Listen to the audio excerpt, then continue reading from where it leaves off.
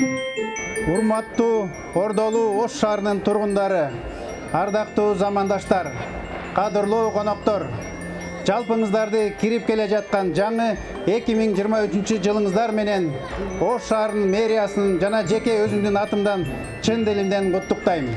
Сүйүктүү шаарыбызда бактылуу инсандар жашап, тынчтык өкүм сүрүп, өнүгүү орун алып, бейпил жашооңуздарга тилектешмин. Ар дайым сиздер менен жакшы иш-чараларда жолугууну насип кылып, жаратканыбыз элибизге кут береке, жергебизге оомат берсин. Жаңы жылыңыздар менен.